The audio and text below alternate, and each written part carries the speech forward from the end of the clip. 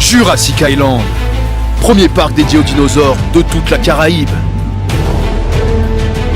Parcourez le parc à la rencontre de dinosaures animés à taille réelle. Au programme, plongez dans l'ère du Jurassique en réalité virtuelle avec la toute nouvelle attraction Jurassic VR. Infos et adresse sur le site www.jurassic-island.com. Venez vous fondre le temps d'un instant dans un autre monde. Réunion Actualité. Au menu de votre journal ce matin, Mathieu Blanchard sacré grand gagnant de la Diagonale des Fous. Nous y reviendrons au cours de cette édition.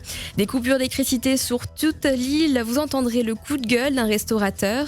Et la magie de Freedom a fait des miracles pour une auditrice qui a retrouvé ses cousins. Côté météo, du soleil le matin mais des nuages l'après-midi. Toutes vos prévisions sont à retrouver en fin d'édition.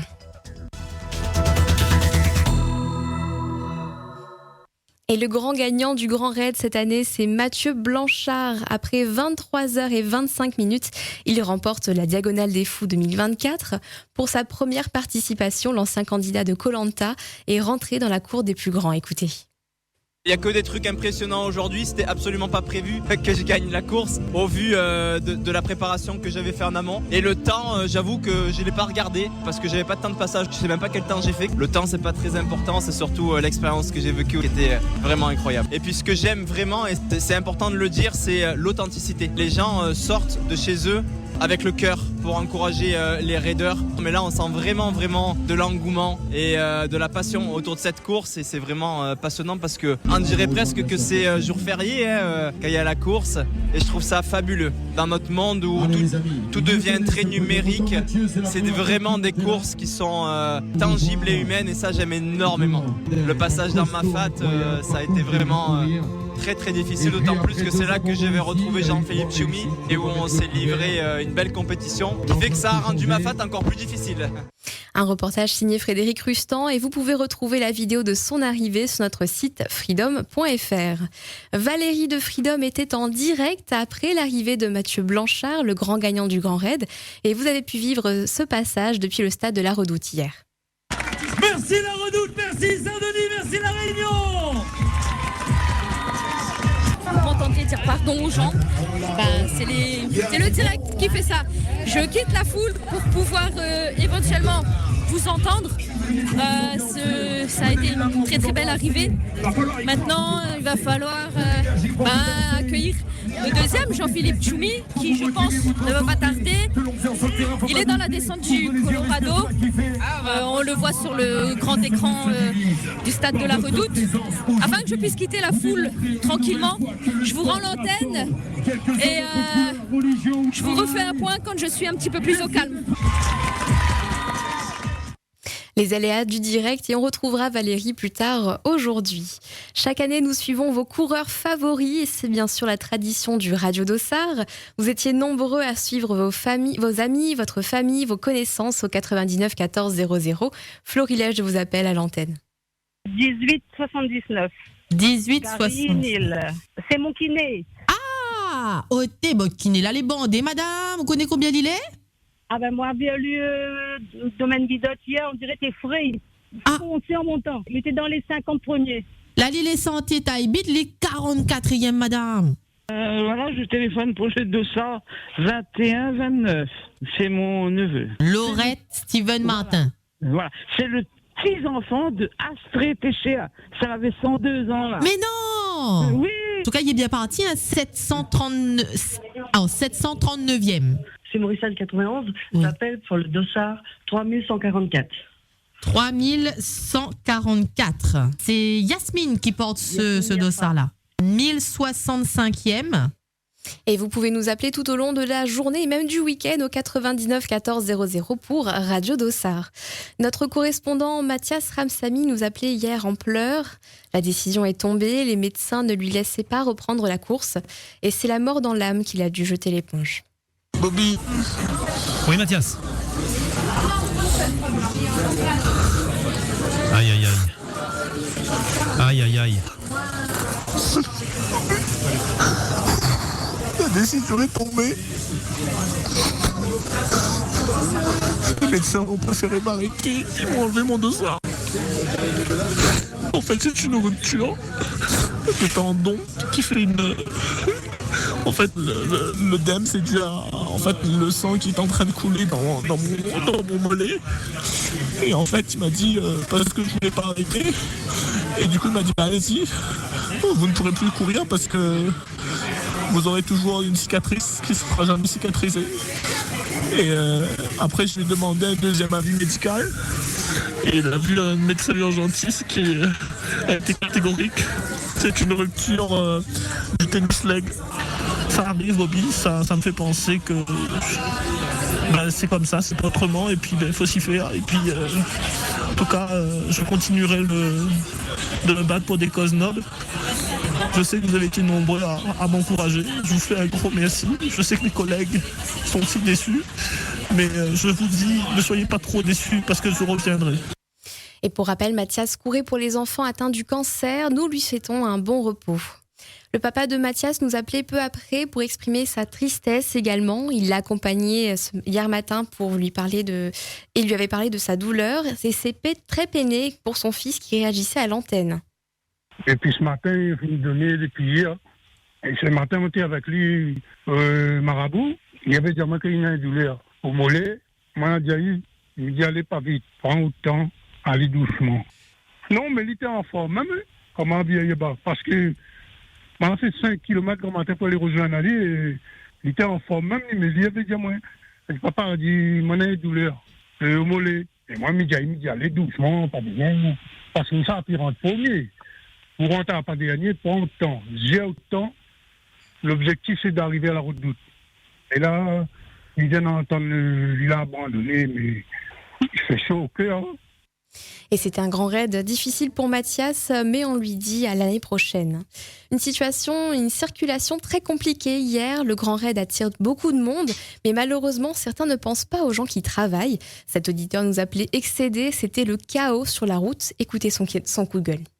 Non, c'est la galère. Les gens, ils sont garés des deux côtés, là. Il y a les spectateurs qui viennent voir le coureur, donc c'est bien beau, mais bon, ceux qui bossent et ceux qui font la route, on en pâtit, quoi. Là, ça fait 1 heure que j'essaie de passer et je suis même pas encore à la route là où les coureurs, ils passent. Donc là, même les gendarmes, ils n'arrivent pas à faire un passage, là.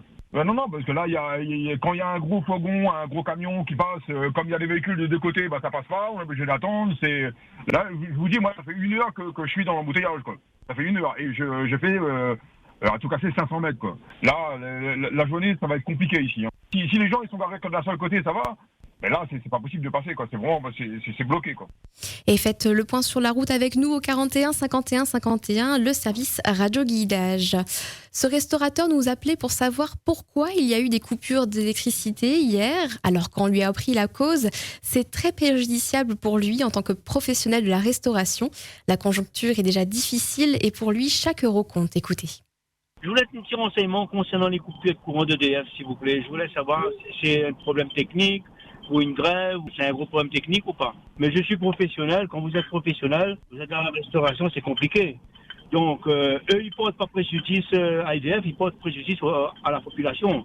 Là, je viens de finir mon service, je me suis dit, je vais appeler Freedom pour me renseigner, parce qu'en espérant que ça va pas couper encore ce soir, pendant notre service, déjà c'est compliqué, très compliqué. C'est pas normal qu'ils ferment carrément des usines et ils portent préjudice à la population. Là, vous vous rendez compte, on est une période où les gens, ils ont fait leur course, les frigidaires, ils sont pleins, les gens, ils n'ont pas les moyens.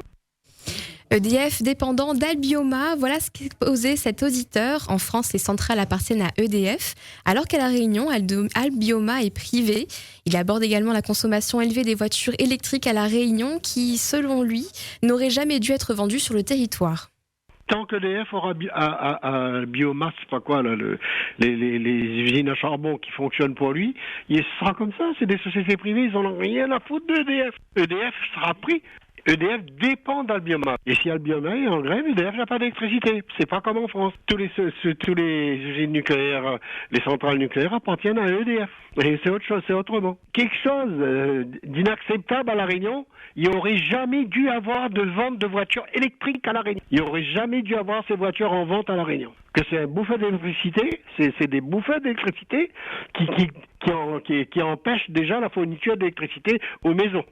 Et si vous aussi vous avez des voitures électriques, n'hésitez pas à nous appeler au 99 12 00 pour savoir comment ça se passe avec ces coupures.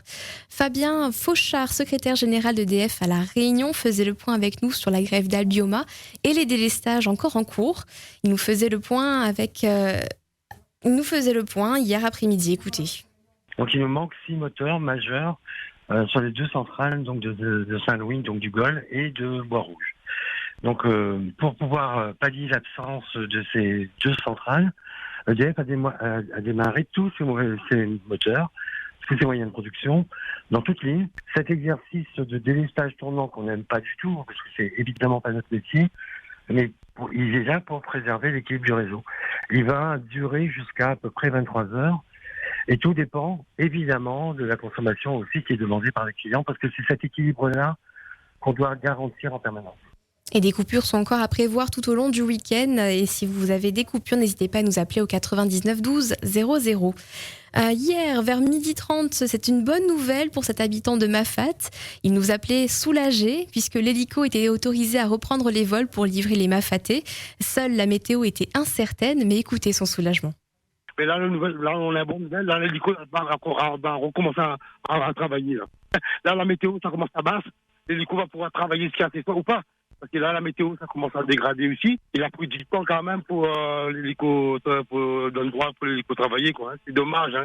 Puis hier soir, voilà, l'hélico nous a dit ce matin, voilà, on ne travaille pas pour vous parce que, voilà, un truc, il défend l'hélico, on est travaillé pour nous, amener notre livraison chez nous. Mais grâce à vous, si on a eu l'information, on a passé l'information, voilà, les seuls à avancer, parce que sinon ça, nous, là, voilà, on était dans la galère, on n'aurait pas signé les courses, peut-être on n'aurait pas mangé aussi. Et le préfet avait tenu à rassurer par voie de communiqué les habitants de Mafate. Il n'y a jamais eu d'interruption d'approvisionnement pour les Mafatais. Cité Foot, c'est un événement gratuit dédié au football sous toutes ses formes, virtuelles, réelles, gaming, etc. Il se tiendra aujourd'hui à la Cité des Arts de 10h à 19h et il est co-organisé par les associations Gaming La Cour et Make Your Clutch. Une journée qui mêle le sport et l'e-sport avec des ateliers foot, avec notamment la Ligue réunionnaise de football, mais aussi des jeux vidéo autour du thème du football et des créateurs de jeux vidéo pays du collectif Bouftang.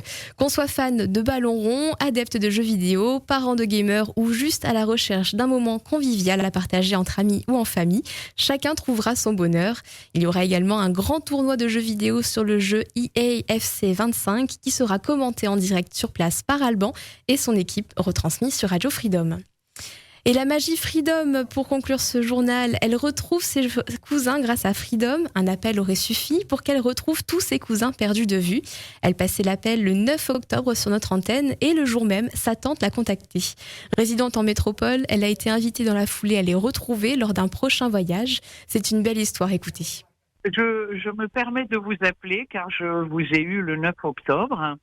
Je suis Madame Mermans et je faisais la recherche d'une fratrie de cousins et que j'ai retrouvé le jour même. Je tenais à vous remercier. Grâce à vous, j'espère que d'autres pourront aussi retrouver de la famille grâce à votre radio. Voilà. Et en plus, le premier appel, c'était la mère de mes cousins, donc je pensais qu'elle était décédée.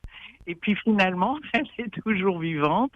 Et je suis donc invitée à venir à La Réunion pour les rencontrer, donc parce qu'on s'était un peu perdu de vue. Voilà. Outremernews.fr, le site de l'actualité Outre-mer, 24 heures sur 24 et 7 jours sur 7. Retrouvez la chaîne Outremer News sur YouTube.